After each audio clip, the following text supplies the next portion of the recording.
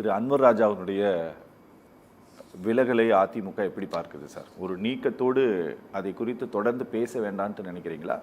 இன்னைக்கு அவர் சொல்லி இருக்கக்கூடிய விஷயத்துக்கு ஏதாவது பதில் சொல்லலாம் அப்படின்ட்டு ஏதாவது இருக்கா? இல்லை, பேசுகின்ற அளவிற்கு அது ஒரு முக்கியத்துவம் வாய்ந்த நிகழ்ச்சியாக அனைத்து இந்திய அண்ணா திராவிட முன்னேற்ற கழகம் கருதவில்லை. சரி, இன்றைக்கு தமிழகம் முழுவதும் எடப்பாடியார் அவர்கள் 32 சட்டமன்ற தொகுதிகளில் தமிழகத்தை மீட்போம், மக்களை காப்போம்ங்கிற அடிப்படையில் இன்றைக்கு சுற்றுப்பயணத்தை மிக வெற்றிகரமாக முடித்திருக்கிறார்.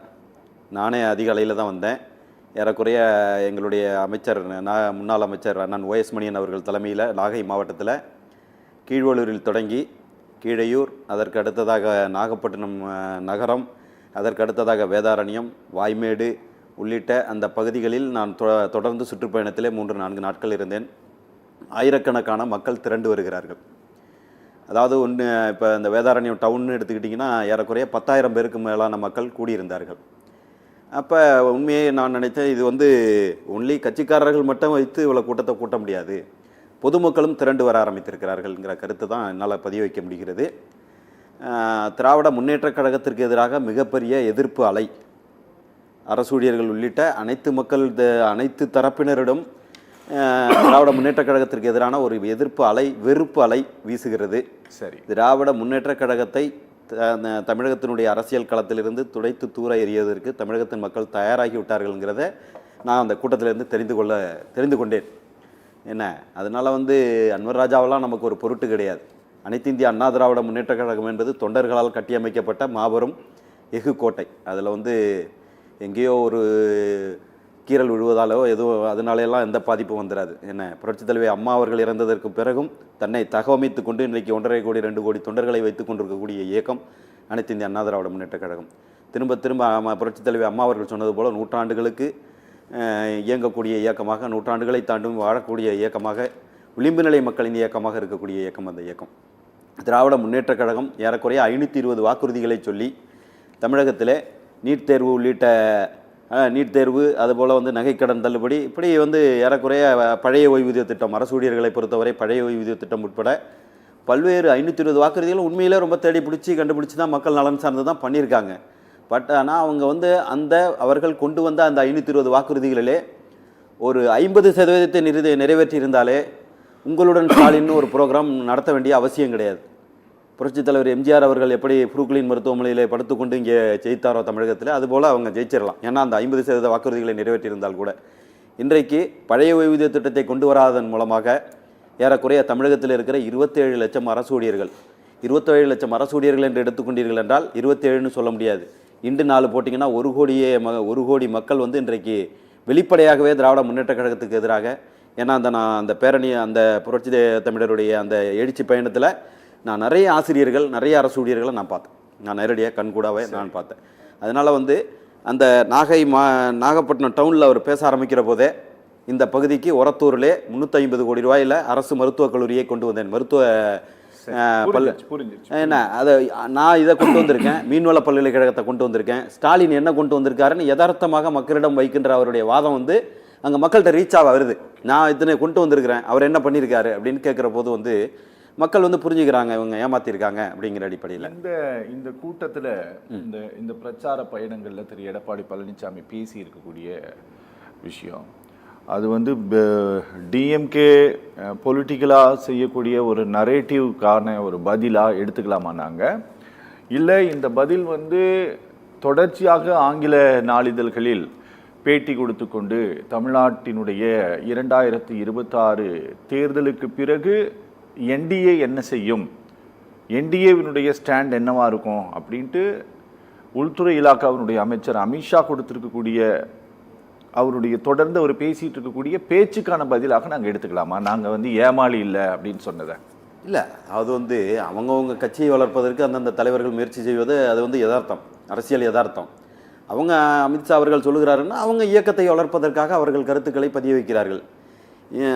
இப்போ எடப்பாடியார் அவர்களை பொறுத்த வரைக்கும் பார்த்திங்கன்னா தமிழக மக்களின் நலன் சார்ந்து நிறைய திட்டங்களை 7.5% இடஒதுக்கீட்டின் மூலமாக 6344 மாணவர்கள் மருத்துவம் என்ற படிப்பை கனவு கூட காண முடியாத ஏழை அரசு பள்ளியில் படித்த மாணவர்களுக்கு வாய்ப்பை உருவாக்கி கொடுத்தவர் புரட்சி தமிழர் எடப்பாடியார் அவர்கள். 11 மருத்துவக் கல்லூரிகளை இவங்க பேசுகிறது போல் அமித்ஷாவிடம் அடகு வைத்து விட்டார், அமித்ஷா திமுக இப்படியெல்லாம் வந்து பேசுகிறதால உங்களைப் போல நாங்கள் காங்கிரஸோடு கூட்டணியில் வச்சுக்கிட்டு ஒரு சொட்டு தண்ணியை தர முடியாதுன்னு சொன்ன டி.கே. சிவகுமார் ஆளுகின்ற அந்த கர்நாடகத்து இவங்களோட நீங்கள் வந்து இந்தியா கூட்டணிக்கு அங்கே போவீங்க.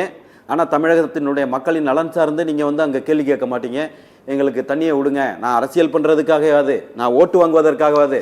நான் ஒரே ஒரு கேள்வியை கேட்குறேன். புரட்சித் தலைவர் எடப்பாடியார் அவர்கள் அழகாக கேட்குறாங்க, நாங்கள் ஏமாளில சொன்னதனுடைய இந்த பதில் தமிழகத்துக்கா பிஜேபிக்கா? தமிழகத்து இல்லை, ஏமாளிகள் கிடையாதுன்னு சொல்ல வந்தது எங்களுடைய இயக்கத்துக்கு நாங்கள் 100% உண்மையாக இருப்போம் என்று. இவங்க சொல்றது போல வந்து ஒரு நெரேட்டிவை செட் பண்ண பார்க்குறாங்க, கட்சியை அழிச்சிருவாங்க, இது பண்ண ஆரம்பிச்சிருவாங்கன்னு. அதாவது உங்களைப் போல போலி வேடத்தை போட்டு கபட வேடத்தை செய்து தமிழகத்து மக்களுக்கு துரோகம் இழைக்கின்ற இயக்கம் அனைத்து இந்திய அண்ணா திராவிட முன்னேற்ற கழகம் கிடையாது என்ற கருத்தை தான் அங்கே பதிய வைக்க விரும்புகிறேன். ஓகே ஓகே ஓகே ஓகே என்ன சொல்லுங்க. அரூர் முரளி அவர்கள் வார்த்தை விற்பனர் என்பது எனக்கு தெரியும். இப்போதுதான் 4.5 ஆண்டுகள் கழித்ததற்கு பிறகு உங்களுடன் ஸ்டாலின் என்று அவர் முதலமைச்சர் இப்போது கிளம்புகிறார்.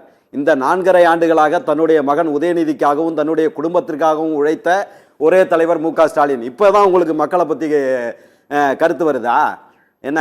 எந்த நாங்க நீக்கல அன்வர் ராஜாவை ஒரு கருத்து பத்தி வச்சாரா? நீங்க பேசுங்க, பிறகு பேசுங்க. முரளி கரூர் முரளி பிறகு பேசுங்க. அன்வர் ராஜாவை நாங்கள் நிற்கவில்லை. அவர் எதற்காகவோ ஏதோ ஒரு காரணத்திற்காக விலை போயிருக்கிறார். அதை பத்தி விவாதிக்க வேண்டிய அவசியம் கிடையாது. இந்த காங்கிரஸோடு சேர்ந்து கொண்டு தமிழினத்திற்கு 1.5 லட்சம் மக்களை கொன்று குவித்த, ஈழத்திலே கொன்று குவித்த காங்கிரஸோடு இணைந்து கொண்டு தமிழக மக்களுக்கு துரோகம் செய்கின்ற திராவிட முன்னேற்ற கழகத்தை போன்ற இயக்கம் எல்லாம் அனைத்து இந்திய அண்ணா திராவிட முன்னேற்ற கழகம். அதற்காக தான் 7.5% சொன்னேன். அதாவது அதிமுக கரைந்து போகிறது, ஆடு நனையட்டுங்க, ஓநாய்களுக்கு எதுக்குங்க அக்கறை? என்ன பிரச்சனைனா 2024 அந்த பாராளுமன்ற தேர்தலில் நாங்கள் கூட்டணியில் சரியா இல்லை, எங்கள் கூட்டணி உடைந்து போயிருந்தது, இவர்கள் படுத்துக்கொண்டு ஜெயித்தார்கள். ஒட்டுமொத்தமாக மக்களுக்கு எதிராக இருந்த போது கூட பாராளுமன்ற தேர்தலில் ஜெயிச்சாங்க. ஏன்னா நாங்கள் கூட்டணியில் சரியா இல்லைங்கிறதுனால. நாங்கள் கூட்டணி வந்ததற்கு பிறகு வயிற்றறிச்சல்ல கத்தி கொண்டிருக்கிறார்கள். அதுதான் உண்மை. எங்களுடைய கூட்டணி பலமாகி கொண்டிருக்கிற போது உங்களுக்கு என்னங்க? அனைத்து இந்திய அண்ணா திராவிட முன்னேற்ற கழகத்தினுடைய மீட்பர்,